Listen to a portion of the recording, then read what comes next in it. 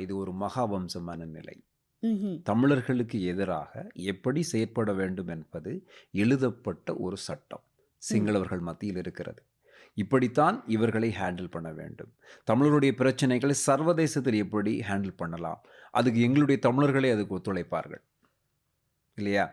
அப்ப இன்று நாளைக்கு இந்த பிரச்சனைகள் மிகப்பெரிய அளவில் எடுபட்டு அது பேசும் பொருளாக மாறும் பொழுது, அதை மறுதலித்து பேசக்கூடிய ஒருவராக ஏற்கனவே ஒருவரை அங்கு நியமித்து விட்டார்கள். அவர் அங்கு இருக்கிறார். நாளை இந்த செம்மணி பிரச்சனை மிகப்பெரிய அளவில் சர்வதேச அளவில் பேசப்படும் பொழுது, மக்களுடைய போராட்டம் மக்கள் போராடினால் போராடி வெறும் அதன் சார்ந்து வரக்கூடிய பிரச்சனை. அதாவது நான் போராடினால் என்று சொல்வது ஈழத்தில் அல்ல. புலம்பெயர் தேசத்தில் மக்கள் போராடினால் வரக்கூடிய பிரச்சனையை எப்படி ஹேண்டில் பண்ண முடியும் என்பதற்கு அவர்கள் அது சார்ந்த அனைத்து விதமான செயற்பாடுகளையும் செய்திருக்கிறார்கள். இது எப்படி என்று சொன்னால் 2009க்கு பிறகு தமிழர்களுடைய போராட்ட வலுவை, மனநிலையை, ஈழம் சார்ந்த அவர்களுடைய இலட்சிய பற்றை எப்படி படிப்படியாக குறைக்கலாம் என்பதற்கு பலவிதமான செயற்பாடுகளை இலங்கை அரசாங்கமும், இலங்கை அரசாங்கத்துக்கு இந்த யுத்தத்தில் துணை நின்ற அத்தனை நாடுகளும் சேர்ந்து செயற்படுகிறது.